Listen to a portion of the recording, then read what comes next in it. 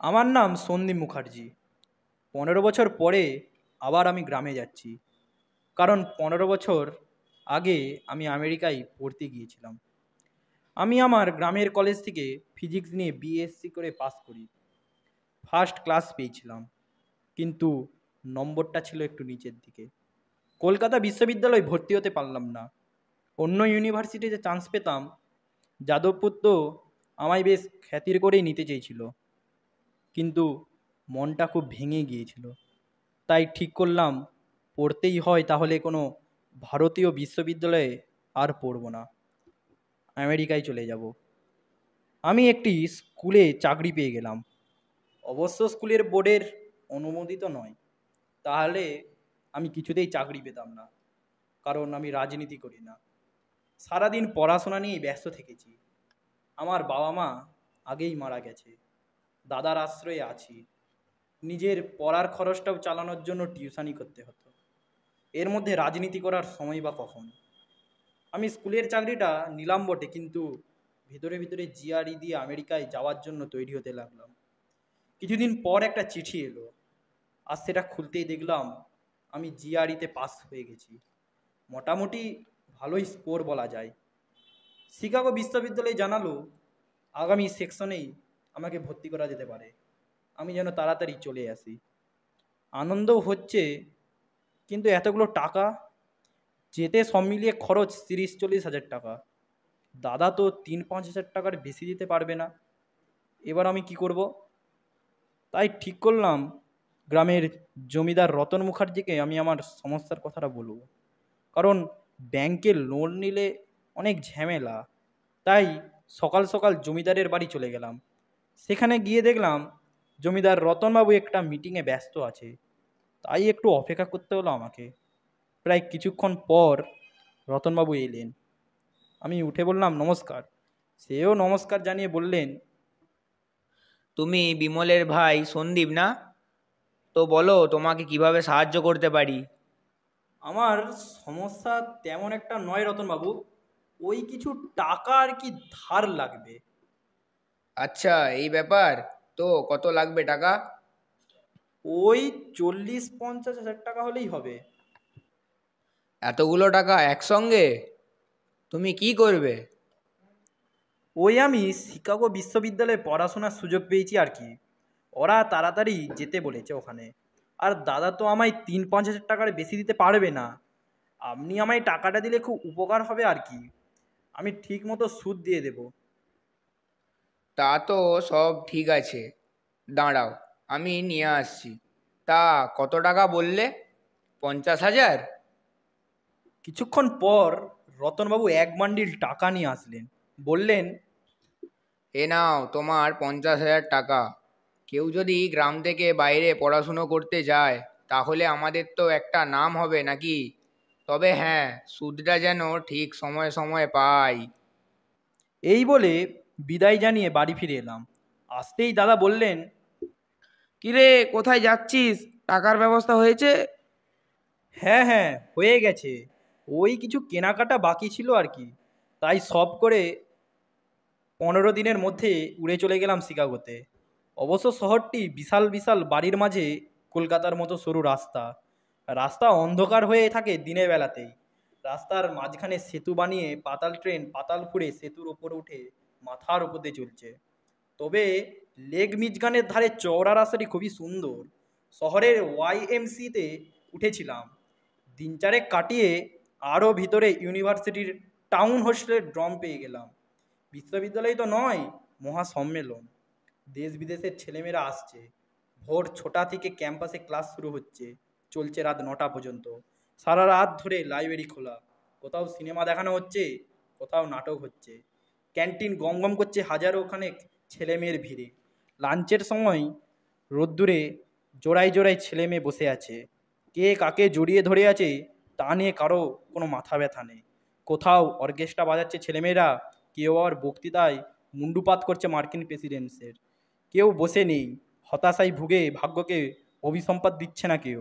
একটা প্রচণ্ড জীবন স্রোতের মধ্যে আমি দুদিনেই তলিয়ে গেলাম। কিছুদিনের মধ্যেই অধ্যাপকদের দৃষ্টি আকর্ষণ করলাম। তারা আমায় বললেন, মুখার্জি, তোমার ওপর খুব ভরসা করেছি। তোমাকে আমরা বিশ্বের সেরা পরমাণু বিজ্ঞানীদের একজন করে তুলব। তুমি পরিশ্রম করো, কঠোর পরিশ্রমের কোনো বিকল্প নেই। প্রথমে প্রথমে দাদাকে চিঠি লিখতাম, দাদাও লিখতো, কিন্তু যত দিন যেতে লাগলো আমার চিঠির দৈর্ঘ্য কমতে শুরু করলো। আগে প্রতি সপ্তাহে লিখতাম, তারপর প্রতি মাসে, তারপর 3 মাস অন্তর। তাদেরও চিঠি আসা বন্ধ হয়ে গেল। সত্যি কথা বলতে আমেরিকার এই বিরাট ঐশ্বর্যের একটা বিরাট অজগরের মতো ধীরে ধীরে আমাকে গ্রাস করছিল। আমি আমার গ্রামের জীবনটাকে ভুলতে চাইলাম। আমার খোলস থেকে ধীরে ধীরে একটি নতুন মানুষের জন্ম হলো। প্রায় 15 বছর কেটে গেল। দেশের বন্ধু বান্ধব, আত্মীয় স্বজন সকলের কাছেই আমি মৃত। আমার কোনো অতীত নেই। আমি একটা আমন্ত্রণ পেলাম, কলকাতায় এবার বিজ্ঞান কংগ্রেস হবে। আমি যদি একটা ভীষণ গুরুগম্ভীর বিষয়ের ওপর বক্তৃতা দিই তাহলে দর্শকরা বাধিত হবে। আমার যাতায়াতের ব্যয় কংগ্রেস বহন করবে। 15 বছর পর কলকাতায় যাব, কথাটা মনে হতেই চোখ দিয়ে জল গড়িয়ে এলো। আমি যে আসবো পুরনো বন্ধু বান্ধবকে এখনো জানাইনি। আমার সব থেকে কাছের বন্ধু শঙ্কর এখন কোথায় কে জানে। সঙ্গে 50,000 টাকার মতো ডলার নিয়ে এসেছি, কারণ আমি ঋণমুক্ত হতে চাই। এতক্ষণ আমি যা লিখলাম তা আমার গল্পের ভূমিকা বলতে পারে। কলকাতায় বিজ্ঞান কংগ্রেসে আমার একটা পরিচয় ছিল, প্রফেসর এস মুখার্জি। আমি এখন খাঁটি আমেরিকান। আমার চেহারার মধ্যে একটা বিরাট পরিবর্তন হয়েছে। আমি ফ্রেঞ্চ কাট দাড়ি রেখেছি, বিরাট ঝুলপি, মাথায় লম্বা চুল। বাংলা বলিই না, সাধারণ মানুষের সঙ্গে কথা বলি না তেমন একটা। ইন্টারভিউ নেবার জন্য 4 জন সাংবাদিক এসেছিল। আমি ইচ্ছে করেই দুজনের সঙ্গে অভদ্র ব্যবহার করলাম, শুধু স্টেটসম্যান আর আনন্দবাজারকে ইন্টারভিউ দিলাম। কনফারেন্সে যা হয়, পার্টি হইচই ইত্যাদি মেটাতে মেটাতেই দুপুর গড়িয়ে। পরের দিন আমার ফিরে যাওয়ার কথা। আমার গ্রামের স্টেশনে যখন ট্রেন এসে পৌঁছালো তখন রাত প্রায় 11টা। ট্রেন আর মাত্র 3টে স্টেশন যাবে, কামরা প্রায় ফাঁকা। স্টেশনে নেমে দেখলাম ঘুটঘুটে অন্ধকার। স্টেশনটির অনেক পরিবর্তন হয়েছে। দুদিকে প্ল্যাটফর্ম হয়েছে, প্ল্যাটফর্মের ওপর অনেক বেআইনি দোকান ঝুপড়ি চোখে পড়ল। আমাদের বাড়ি স্টেশনের বাঁ দিকে। দাদার সঙ্গে 10 বছর কোনো যোগাযোগ নেই। দাদা এখন গ্রামে আছে কিনা তাও জানি না, তবে শঙ্কর নিশ্চয়ই গ্রামে আছে। বছর 5 আগে নিউ ইয়র্কে আমাদের পাশের গ্রামের একটি ছেলে আমেরিকায় এসেছিল। সে আমাদের পরিবারের সকলকেই চেনে, শঙ্করকেও চেনে। আমি তার কাছেই শুনেছিলাম শঙ্কর প্রাইমারি স্কুলে মাস্টারি করে আর রাজনীতি করে। শঙ্করের বাবা রতনবাবুর ব্যবসা উঠে গেছে, বাড়িতেই থাকে। অঙ্কিতার কথা জিজ্ঞাসা করতে শঙ্কর ছিল, কারণ অঙ্কিতা হলো রতনবাবুর একমাত্র কন্যা। ও আমার ভালোবাসা। আমি রতনবাবুকে কথা দিয়েছিলাম যে বিদেশ থেকে ফিরে আমি অঙ্কিতাকে বিয়ে করব, কিন্তু সে আর হলো কোথায়। আমি আমেরিকায় জেনিফা নামে একটি মেয়ের সঙ্গে বিয়ে করেছি। আমি এখন বিবাহিত। আমার দাদাকে ছেলেটি চেনে। সে বলল, আপনার দাদা বিয়ে করে পৈতৃক বাড়িতে আছেন। ওই বাড়ি থেকে হাবড়ায় অফিস করেন। দাদা পাশের গ্রামে বিয়ে করেছেন, একটা বাচ্চাও আছে। বাচ্চাটির বয়স বছর 6 হবে। আমি ছেলেটিকে বললাম, দাদা আমার কথা কিছু বলে নাকি? সে বলল, না, তেমন একটা কিছু বলে না। তবে হ্যাঁ, আপনার দাদার বাড়িতে আপনার কলেজ জীবনের একটা ছবি দেওয়ালে টাঙানো আছে। দাদা নিশ্চয়ই আছে। ভেবেছিলাম দাদাকে হঠাৎ গিয়ে চমকে দেব। সঙ্গে দাদা বৌদি আর ভাইপোর জন্য কিছু জিনিসও এনেছিলাম। তবে আমার দেশে ফেরার একমাত্র উদ্দেশ্য ছিল রতনবাবুর ওই টাকাটা। বৃদ্ধা টাকাটা পেলে নিশ্চয়ই আমাকে ক্ষমা করে দেবেন। স্টেশনে কামরা থেকে কাকেও দেখতে পেলাম না। অন্য কামরায় অবশ্য লোকজন কিছু নেমেছিল, কিন্তু তারা কোথায় মিলিয়ে গেল। ঘুটঘুটে অন্ধকারে কোনো টিকিট কালেক্টরকেও দেখতে পাইনি। ট্রেন ছেড়ে চলে গেল। আমি একা একা রিক্সা স্ট্যান্ডের দিকে হাঁটতে লাগলাম। স্ট্যান্ডে কেউ কোনো রিক্সা নেই। কি করব ভাবছি। এমন সময় মাটি ফুঁড়ে যেন একটা রিক্সা হাজির হলো। তাকিয়ে দেখি রিক্সা চালক আমার দিকে তাকিয়ে আছে। মুখে খোঁচা খোঁচা পাকা দাড়ি, মাথায় ফেটটি জড়ানো, কিন্তু গলার স্বর ও চোখের চাহনিতে চিনতে পারলাম। এ তো কালিদাস, আমার সঙ্গে পাঠশালায় পড়তো। ক্লাস 5-এ উঠে পড়াশোনা ছেড়ে দেয়। বাড়ির অবস্থা ভালো ছিল না। সে সময় গ্রামে নতুন রিক্সা এসেছে। কালিদাস রিক্সা কিনে সে বয়স থেকে রিক্সা চালাচ্ছে। কিন্তু এ কি তার চেহারার অবস্থা হয়েছে! কালিদাস আমায় বলল, তোকে আবার চিনব না? তুই আমাদের গ্রামের গর্ব। 15 বছর পর এলি, তোর আশায় রোজ রাতে রিক্সা নিয়ে অপেক্ষা করি, কিন্তু আমার বিশ্বাস ছিল তুই আজ আসবি। তুই কি করে জানলি আমি ইন্ডিয়া এসেছি? কাগজে দেখেছিস বোধ হয়। না, আমি কাগজ টাগজ পড়ি না, সেসব তুই বুঝবি না। কেমন করে জানতে পারি সব? আগে জানতে পারতাম না, এখন পারি। এই যে তুই কোথায় যাবি সেটাও আমার জানা। আমি একটু কৌতূহলভাবে জিজ্ঞেস করলাম, কোথায় যাব বলতো? তুই এখন দাদার কাছে নয়, রতনবাবুর কাছে যাবি। আমি প্রায় অবাক। বললাম, আন্দাজে ডিলটা বেশ ছুড়ছিস তো, নে চল তাড়াতাড়ি। আমি রিক্সায় উঠলাম। দেখলাম বাইরেটা পুরো পাল্টে গেছে। খানিক দূরের থেকে দেখলাম একটা লোক। কাছে যেতে চিনতে পারলাম আমার দাদা অমল। খালি গা, পরনে ধুতি, মালকোচা বাঁধা, কোমরে গামছা জড়ানো। দাদা, আমি সন্দীপ, আমায় চিনতে পারছো? সন্দীপ, তুই এই অসময়ে? ওই ট্রেনটা আর কি লেট ছিল তো, তাই একটু রাত হয়ে গেল। আমি তোমার কাছে এসেছি। দাদা একটু শান্ত গলায় বললে, কিন্তু আমার যে অনেক কাজ রয়েছে সন্দীপ। কাজ? এত রাতে? এত রাতে আবার কি কাজ? হ্যাঁ, আমার ছেলেটা মানে তোর ভাইপোটা যে কোথায় গেল, পুকুরে চান করতে গিয়েছিল একা, এখনো ফিরল না। তুই একটা কাজ করতো, তুই রতনবাবুর বাড়িতে আজ রাতটা থেকে যা, কাল আমার বাড়ি আসিস। ভাবলাম দাদা কি পাগল হয়ে গেল নাকি, কিসব আবোল তাবোল বকছে। তখনই হঠাৎ করে কালিদাস বলে উঠল, দাদা ঠিকই বলেছে, ওর একমাত্র ছেলে পুকুর ঘাটে এসে আর ফেরেনি। তোর দাদার মানসিক অবস্থা বুঝতেই পারছিস। এখন সারা রাত ওকে খুঁজতে হবে। একবার কিছু হারিয়ে গেলে তাকে খুঁজে পাওয়া খুবই মুশকিল। দাদা তাই রোজ রাতে পুকুর ঘাটে এসে ছেলেকে খোঁজে। তুই কি আবার আমার সঙ্গে ইয়ার্কি করছিস কালিদাস? আমি প্রায় কিছু বুঝতেই পারলাম না। দাদা কোথায় যেন অদৃশ্য হয়ে গেল। হঠাৎ শুনলাম কে যেন বলছি, আরে সন্দীপ যে! দেখি আমার সামনে সাদা ধুতি আর পাঞ্জাবি পরা ভূগোলের মাস্টার মশাই স্বপনবাবু। তাকে বললাম, কেমন আছেন মাস্টার মশাই, আর এত রাতে এখানে? আমি তো ভালোই আছি, এখন একটু হাঁটতে বেরিয়েছি। এই সময়টা একটু হাঁটি, কেন রাস্তায় লোকজন থাকে না, আরও মজা। আমি হাঁটি, জানাজানি হয়ে গেলে এই সময় বাড়ি থেকে কেউ বেরোবে না। কেন, আপনি থাকেন তো, তাতে কি হয়েছে? দেখো বাবু, আমার হাঁটা চলায় লোকের পছন্দ হয় না। তারপর আমি যে ওই তেঁতুল গাছটা গিয়ে একটু বসি, সেটাও লোকে পছন্দ করে না। এবার আমার কেমন যেন গা শিরশির করতে লাগলো। স্বপনবাবু কি পাগল? সেই মুহূর্তে ঘটলো আর এক ঘটনা। কে যেন একটা লোক টর্চ হাতে নিয়ে আমাদের দিকে এগিয়ে আসছিল। হঠাৎ কালিদাস আর স্বপনবাবুর দিকে তাকাতেই ওরে বাবড়ে বলে অজ্ঞান হয়ে গেল আর গো করতে লাগলো। তখনই কালিদাস বলল, ও হলো নীলু চাটুর্যে, ওর ফিটের ব্যায়াম আছে।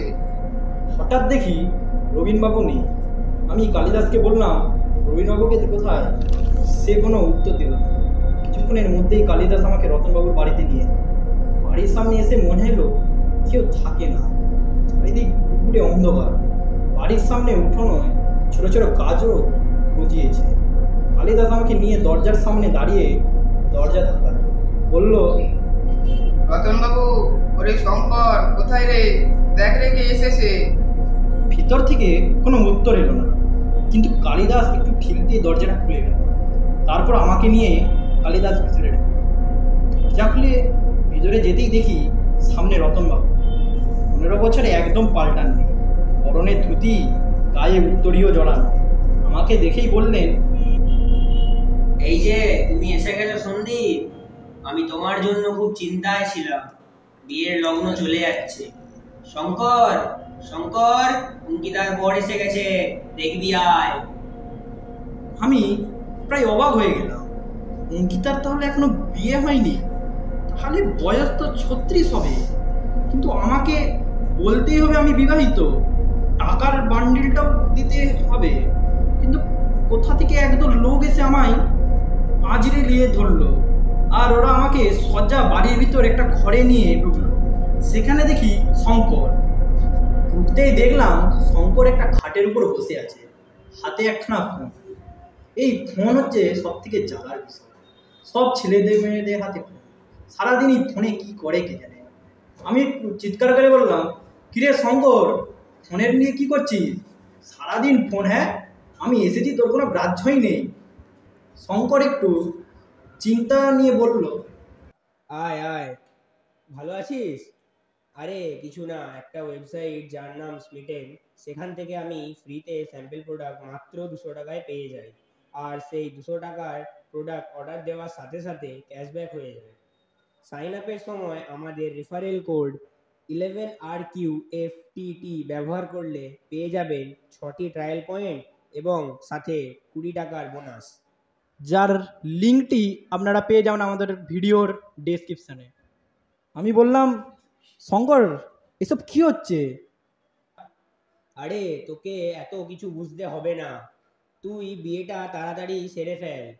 অঙ্কিতা কতদিন ধরে তোর অপেক্ষায় বসে আছে। আমি বললাম, আমি অনেক দিন আগেই বিয়ে করেছি, এখন আমি বিবাহিত। তখনই রতনবাবু ঘরে ঢুকে বললেন, কই মালাটা সন্দীপের গলায় পরিয়ে দাও। দেখলাম কয়েকজন সঙ্গে সঙ্গে বিড়ি শুদ্ধ অঙ্কিতাকে তুলে আমার কাছে নিয়ে এলো। এবার একটা মালা এসে পড়লো আমার গলায়। সকাই বলে উঠল,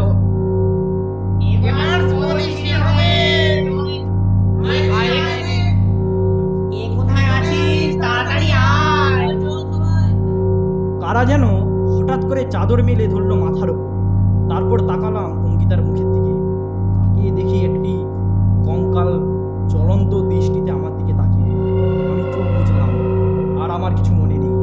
যখন জ্ঞান হলো তখন দেখি আমি মাটিতে শুয়ে আছি। চড়া রোদ উঠেছে, আমাকে ঘিরে একদল কৌতূহলী জনতা। বললাম, আমি কোথায়? তার মধ্যে একজন আমার বলে উঠল, আপনি এখন ভট্টাচার্য পাড়ায় রতনবাবুর বাড়ির সামনে অচেতন অবস্থায় পড়েছিলেন।